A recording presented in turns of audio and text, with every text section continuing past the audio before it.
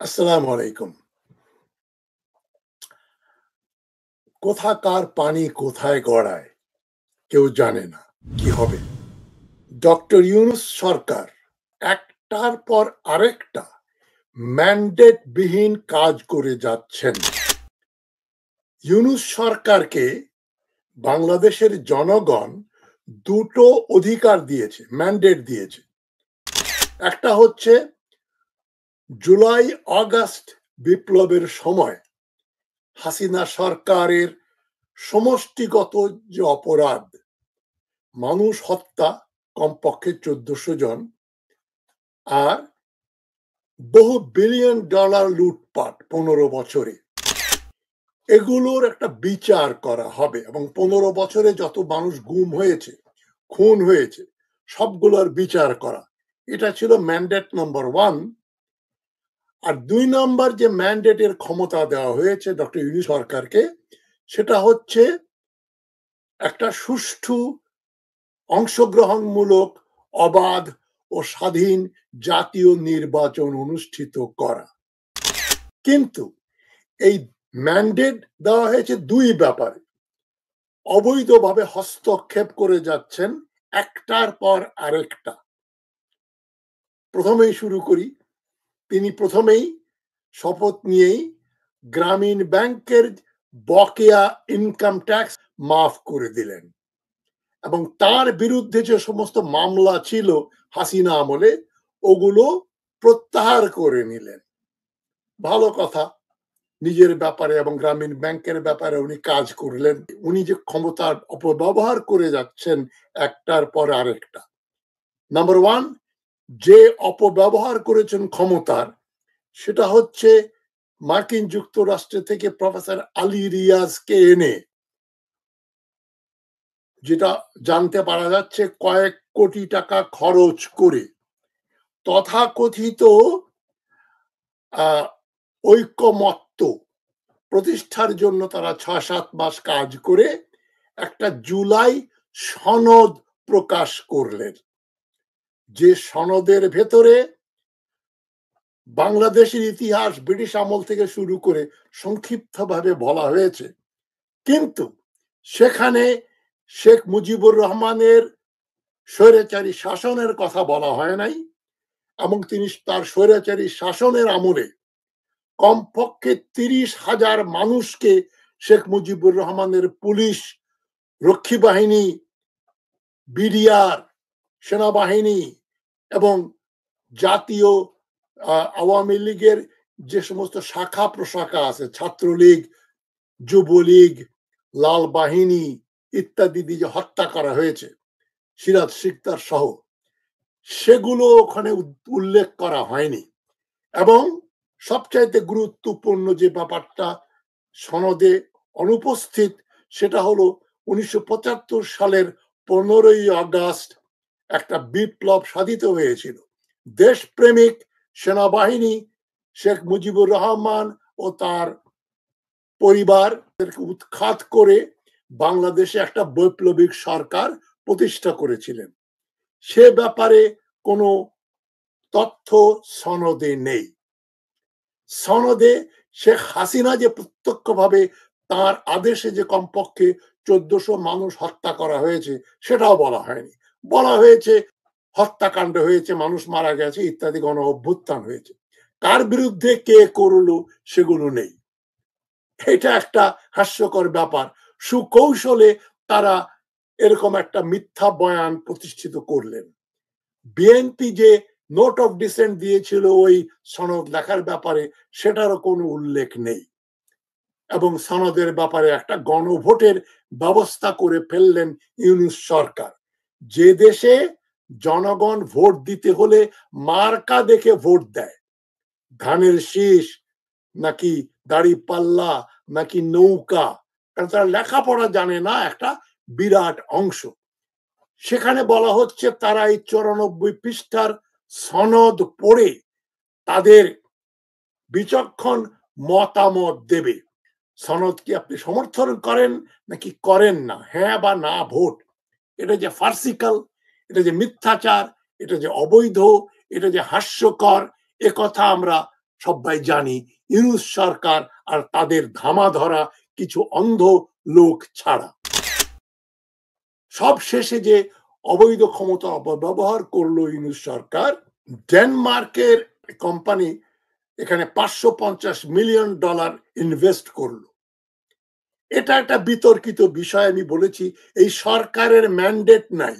ফেব্রুয়ারিতে নির্বাচন হলে মার্চ মাসের ভেতরে একটা সরকার আসলে, সংসদ আসলে তারাই গুরুত্বপূর্ণ ব্যাপারে সিদ্ধান্ত নেবেন। কিন্তু ইউনূস সরকারের তর সইছে না।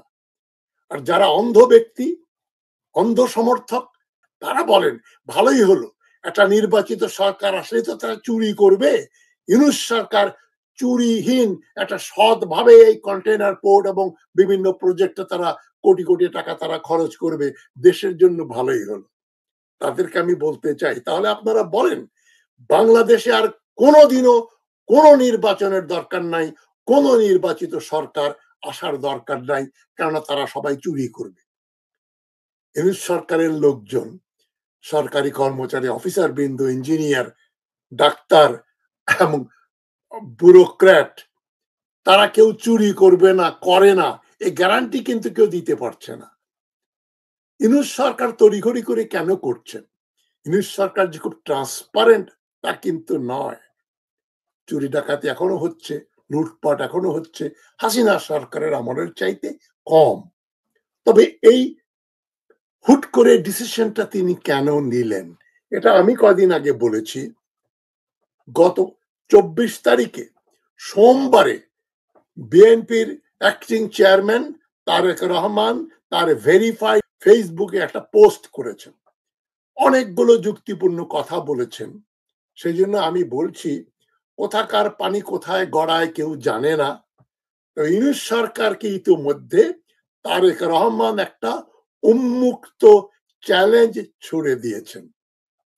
আমার মতো নগণ্য ব্যক্তিরা চ্যালেঞ্জ করলে ডক্টর ইউনূস সরকারের কিছু আসে যায় না, কিন্তু তারেক রহমান বাংলাদেশের সর্ববৃহৎ দলের অ্যাক্টিং চেয়ারম্যান এবং সুষ্ঠু নির্বাচন হলে দেশের যিনি প্রধানমন্ত্রী হবার যার সমূহ সম্ভাবনা, তার এই চ্যালেঞ্জ ডক্টর ইউনূস সামাল দিতে পারবেন বলে আমার মনে হয় না।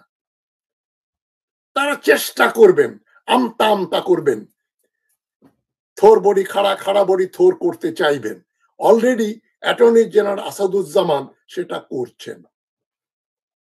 প্রথমেই আমি আপনাদের দৃষ্টি নিয়ে যাই তারেক রহমান কি বলছেন। তারেক রহমান মোট দুটো কথা বলেছেন। একটা হচ্ছে বাংলাদেশ যখন লিস্ট ডেভেলপড কান্ট্রি, পৃথিবীর মানে পশ্চাৎপদ দেশগুলো 46টা দেশের একটা বাংলাদেশ। সেই দেশ 2026 সালে ওয়ার্ল্ড ব্যাংক, জাতিসংঘ এদের থিওরি অনুযায়ী এরা উত্তরণের দিকে যেতে পারে, মানে লিস্ট ডেভেলপ থেকে তারা ডেভেলপিং কান্ট্রি হবে, আর আন্ডার ডেভেলপড কান্ট্রি হবে, মানে ডেভেলপড হতে সময় লাগবে। কিন্তু ইউনূস সরকার বলতে পারতেন যে আমরা 2026-এ নয়, দেশ একটা বিপ্লবের মাঝ দিয়ে গেছে, অনেক ক্রাইসিস হয়েছে, সুতরাং আমরা 2-4 বছর সময় নিতে চাই। এই সময় দেওয়ার নজির কিন্তু রয়েছে। অ্যাঙ্গোলা এবং সামোয়া, এই দুটো দেশ এই লিস্ট ডেভেলপ থেকে ডেভেলপিং দেশ হওয়ার জন্য যে স্টেজ, তারা সময় চেয়েছে যে আমরা এখনই প্রস্তুত নই। কিন্তু ইউনূস সরকার চাচ্ছেন এখনই এলডিসি থেকে তারা বের হয়ে আসবেন, তারা এখন ডেভেলপিং কান্ট্রিতে চলে যাবেন। কেন সেটা উনি জানেন আর আল্লাহ জানেন, আর কেউ জানে না। তারেক রহমান সাহেব সুন্দর করে বলেছেন, ধরেন এক ব্যক্তি 10 বছর ধরে দাঁড় করানো ব্যবসা, তার শত মানুষ কাজ করে তার গার্মেন্ট ফ্যাক্টরিতে, হঠাৎ ট্যারিফ সুবিধা উধাও হয়ে গেল, বিদেশে বাংলাদেশের গার্মেন্ট বিনা শুল্কে রপ্তানি করার ব্যবস্থাটা বন্ধ হয়ে গেল, তাহলে কি হবে? কেননা যখনই আমরা এলডিসি থেকে উত্তরণ হবে আমাদের, তখন কিন্তু আর পৃথিবীর উন্নত দেশগুলো যারা আমাদের জিনিসপত্র আমদানি করে, তারা বাংলাদেশের পণ্য ওই সমস্ত দেশে আর শুল্ক মুক্ত বা ট্যারিফ ছাড়া প্রবেশ করতে দেবে না। ফলে গার্মেন্ট ফ্যাক্টরি, অনেক ফ্যাক্টরি বন্ধ হয়ে যাবে। তো কতগুলো কেস স্টাডি দিয়েছিল। নারায়ণগঞ্জের এক পরিবারের তরুণী, তার বাবার ওভারটাইম ছিল সংসারের জ্বালানি। এখন এই ওভারটাইম নাই, শিফট নেই, চাকরিও নাও থাকতে পারে, কারণ এক্সপোর্ট কমে গেছে, চাকরি বাকরিও কমে গেছে। তারেক রহমান বলছেন এগুলো খবর না, এগুলো নীরব সংকট। নীরব সংকট, চোখে দেখা যাচ্ছে না, কিন্তু এগুলো হবে। তাই এলডিসির গ্রাজুয়েশন টাইমলাইন বাংলাদেশ 2026-এই করতে চায় না, কারণ এলডিসির গ্রাজুয়েশন, এলডিসি থেকে উপরে যেতে হলে এটা কেবল একটা আন্তর্জাতিক স্ট্যাটাস নয়, এটা মানুষের ভবিষ্যৎ। মানে বাংলাদেশকে আর কেউ এলডিসি বলবে না, লিস্ট ডেভেলপড কান্ট্রি বলবে না। এতে কি আমাদের আত্মমর্যাদা বাড়বে। আর বাংলাদেশ আর দরিদ্রতম দেশগুলোর একটা না, কিন্তু মানুষের 12টা বাজবে, চাকরি বাকরি চলে যাবে, কলকারখানা বন্ধ হয়ে যাবে। তাই তারেক রহমান সাহেব খুব বিচক্ষণতার সঙ্গে বলেছেন এখনই আমাদের এলডিসি থেকে উত্তরণটা বন্ধ করা উচিত, আরো 2-4 বছর সময় নেওয়া উচিত, কাল ক্ষেপণ করার একটা ব্যবস্থা করা উচিত। 2026-এর সময়সীমা বদলানোর সুযোগ রয়েছে, কিন্তু সরকার সেই সুযোগ বন্ধ করে দিচ্ছে।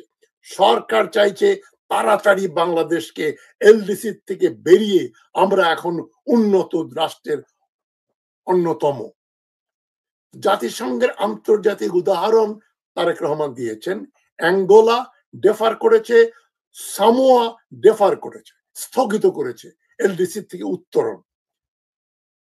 তো এটা, এই ডেফার করাটা কি অসম্ভব? অসম্ভব না, চেষ্টা করলেই করা যেতে পারে এবং জাতিসংঘের নিয়ম অনুযায়ী আমরা করতে পারি। তাহলে আমরা কেন ধরে নিচ্ছি কোনো বিকল্প নেই, 2026-এ আমাদেরকে এলডিসি থেকে বেরিয়ে আসতে হবে? তারেক রহমান অত্যন্ত বিচক্ষণতার সঙ্গে এই পয়েন্টটা তুলে ধরেছেন। ডক্টর ইউনূস এগুলো বন্ধ করেন এবং গ্রাজুয়েশনের ব্যাপারটা ডেফার করেন। যত সময় নেওয়া যায়, যত দেরিতে হয়, ততই আমাদের জন্য ভালো। আর তারেক রহমান সাহেব আরেকটা জিনিসের দৃষ্টি আকর্ষণ করেছেন, চট্টগ্রাম বন্দর। এখানে নেয়ার সিদ্ধান্তগুলো রুটিন নয়, মানে কেয়ারটেকার সরকার। আসাদুজ্জামান বলছেন, তারেক রহমান যেটা বলছেন সেটা ঠিক না। এই যে কেয়ারটেকার সরকার এখন রিভাইভ করা হয়েছে, কেয়ারটেকার সরকার রুটিন ওয়ার্ক গুলো করবে। রুটিন ওয়ার্কের ভেতরে বিলিয়ন বিলিয়ন ডলারের ইনভেস্টমেন্ট আনা, তাদের সঙ্গে 30-35 বছরের চুক্তি করা অন্তর্ভুক্ত হতে পারে না। অ্যাপ্লাই কমন সেন্স, আসাদুজ্জামান সাহেব অ্যাটর্নি জেনারেল এবং তারেক রহমান খুব সুষ্ঠুভাবে বলেছেন যে এগুলো এত তাড়াহুড়ো করে করা যায় না, এবং বিদেশি কোম্পানিকে এখানে বন্দর 30-35 বছরের জন্য লিজ দিয়ে দেবেন, এই অধিকার ডক্টর ইউনূসকে কে দিয়েছে? এটা অনধিকার চর্চা। বিচার ব্যবস্থার যদি তোমরা নজর দেওয়া উচিত ছিল। এতদিন পরে হাসিনার একটা বিচার হলো, যে পালিয়ে গেছে। সালমান রহমানদের, রাশেদ খান মেননদের, হাসানুল হক ইনুদের কোনো বিচার হয় নাই। 15 জন সেনা অফিসার এয়ার কন্ডিশন বাসে আসা যাওয়া করেন, ক্যান্টনমেন্টে থাকেন, সেটা বন্ধ করার মুরদ হয়নি ডক্টর ইউনূসের। ভীরু ভীরু ডক্টর ইউনূস কোমর ভাঙা সরকারের প্রধানের সেনাবাহিনীর ব্যাপারে ব্যবস্থা গ্রহণ করতে পারলেন না। আমি আবার কয়েক ডজন বার বলেছি, ওসি প্রদীপের ফাঁসির আদেশ হয়েছে, সেটাকে উনি কার্যকর করতে পারলেন না। ধিক, আপনি ব্যর্থ ডক্টর ইউনূস। ওইদিকে নজর দেন। বাংলাদেশে এই যে বিদেশিদেরকে বন্দর লিজ দিয়ে আপনি উন্নয়ন করবেন, এটা কেয়ারটেকার সরকারের কাজ নয়। রুটিন ওয়ার্ক বলতে আইন শৃঙ্খলা বজায় রাখা, ব্যবসা বাণিজ্য চালানো, কিন্তু নতুন করে ইনভেস্টমেন্ট করার আপনার কোনো ক্ষমতা নেই। কিন্তু এগুলোই করছেন ডক্টর ইউনূস আইন কানুনের তোয়াক্কা না করে। এই যে আপনি তথাকথিত সনদ বানিয়েছেন, নির্বাচিত সরকার আসার পরে ওই সনদ ড্রেনে ফেলে দেবে, আমি মনে করি দেয়া উচিত। কেন সনদ অসমাপ্ত, যেখানে নোট অফ ডিসেন্ট আছে সেগুলো মেনশন করা উচিত ছিল, এই ব্যাপারে অমুক অমুক দল বা অমুক অমুক ব্যক্তি তাদের আপত্তি জানিয়েছেন, সেগুলো আর আপনার বেমালুম চেপে গেলেন, মিথ্যাচার করলেন এই সরকার। তো তারেক রহমান খুব সুন্দর বলেছেন, এদেশের ভবিষ্যৎ ঠিক করবে এই দেশের মানুষ, কারণ সবচেয়ে আগে বাংলাদেশ, ইউনূস সরকার বা অন্য কোনো সরকার নয়। অ্যাটর্নি জেনারেল আসাদুজ্জামান যেগুলো বলেছেন ওগুলো সর্বৈব মিথ্যা। যে রিট হয়েছে এই এগুলো বন্ধ করার জন্য, ইনভেস্টমেন্ট বন্ধ করার জন্য, এবং এর ব্যাপারে রায় হবে ৪ঠা ডিসেম্বর। আমরা আশা করব মহামান্য আদালত এই রিটের পক্ষে রায় দেবেন। আসাদুজ্জামান যেগুলো বলছেন সেগুলো ধোপে টেকে না। এই সরকার বিদেশিদের সঙ্গে চুক্তি করবে ৩০-৩৫ বছর দীর্ঘ চুক্তি, এটা একটা পার্লামেন্ট করতে পারে, কোন সরকার প্রধান এটা করতে পারে না। আপনি একজন সরকার প্রধান, আপনি নির্বাচিত নন, আপনার কোনো সংসদ নেই, পার্লামেন্টে আলোচনা না হলে, এখন তো বাইক্যামেরাল লেজিসলেচার হচ্ছে, ২ কক্ষ বিশিষ্ট সংসদ, ২ কক্ষ বিশিষ্ট সংসদে এগুলো আলোচিত হবে। তারপরে আমরা বিনিয়োগ, এই বন্দর বানাবো, ডেনমার্ককে দেব না জাপানকে দেব না ফ্রান্সকে দেব না নিজেরা বানাবো, সেটা সংসদ সিদ্ধান্ত নির্ধারণ করবে। Doctor Yunus, you are nobody. আপনি ফাঁসির আদেশ দেন যারা মানুষ হত্যা করেছে, সে ক্ষমতা তো আপনার নাই, সে সাহস তো হবে না, শুধু হাসিনারটা হয়েছে। যেগুলো ধরা পড়েছে এগুলোর ফাঁসির ব্যবস্থা করেন, দীর্ঘ যাবজ্জীবন কারাদণ্ডের ব্যবস্থা করেন। যারা এখনো মুক্ত বিহঙ্গের মতো ঘুরে বেড়াচ্ছে ওই সমস্ত হাজার হাজার মানুষকে আইনের আওতায় আনেন। নুরেমবার্গ ট্রায়াল, হিটলারের যারা যুদ্ধাপরাধী ছিল তাদের কয়েক শত লোকের বিচার হয়েছিল 11 মাসের ভিতরে। আপনি 15 মাস পার করেছেন, এখন কেবলমাত্র হাসিনার রায় দিয়েছেন, জানেন ভালো করে ভারত হাসিনাকে ফেরতও দেবে না এবং আমরা মৃত্যুদণ্ড দিয়ে একটা বাহবা পাবো।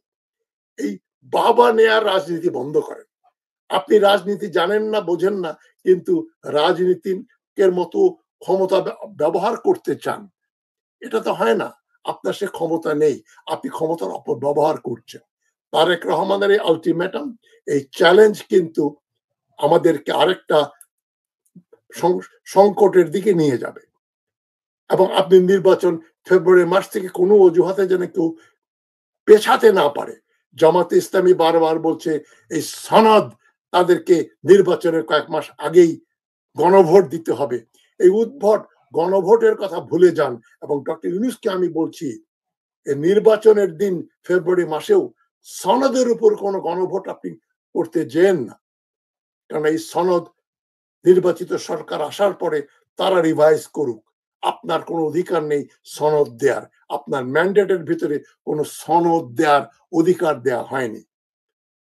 আশা করি ইউনূস সরকারের বোধোদয় হবে, শুভবুদ্ধি হবে এবং তারা এই সমস্ত তাড়াহুড়া করে বাংলাদেশকে এলডিসি থেকে বের করে দিয়ে উন্নয়নের দিকে নিয়ে যাবেন, ওই পথে পা বাড়াবেন না। ডক্টর ইউনূস, যে ক্ষমতা আপনাকে দেওয়া হয়েছে তার অপব্যবহার করছেন, আর যেন না করেন, এই অনুরোধ আপনাকে করছি। আপনার দেশপ্রেম যদি থাকে, নিজেকে যদি দেশের চাইতে ছোট মনে করেন, তাহলে দয়া করে আপনি একটু বিবেচনা করেন, শুভবুদ্ধির উদয় হোক, নইলে আপনি তো চলে যাবেন, দেশ একটা মহা দুর্যোগের ভিতরে পড়বে। এই দুর্যোগ থেকে আমরা বাঁচতে পারি যদি আপনি আদালতে হস্তক্ষেপ না করে এই রিট পিটিশন একটা সুষ্ঠু সিদ্ধান্তে আসতে পারে ৪ঠা ডিসেম্বর, এই আশা করে আজকের কথা এখানেই শেষ করছি। নইলে কোথাকার পানি কোথায় গড়াবে ডক্টর ইউনূস আপনি কল্পনাও করতে পারবেন না। ভালো থাকবেন সবাই, সবাইকে সংগ্রামী অভিনন্দন জানাচ্ছি এবং তারেক রহমান সাহেবকে আমি ধন্যবাদ জানাই। ফুটনোট, অনেকে বলেন তাজ হাসমি বিএনপির দালালি করছেন। বিএনপি কি একটা অবৈধ দল যে তার সমর্থন করার আমার অধিকার নেই? গণতান্ত্রিক দল লিবারেল ডেমোক্রেটিক একটা পার্টিকে যদি আমি সমর্থন করি তাহলে আমি দালাল হয়ে গেলাম। আর যারা ফ্যাসিস্ট জামাত ইসলামীকে সমর্থন করছেন তারা দেশপ্রেমিক হয়ে গেলেন। এই যুক্তি তো ধোপে টেকে না। যাই হোক, সবাইকে আবার অভিনন্দন, ধন্যবাদ জানিয়ে আলোচনা এখানেই শেষ করছি। ভালো থাকবেন সবাই। আসসালামু আলাইকুম।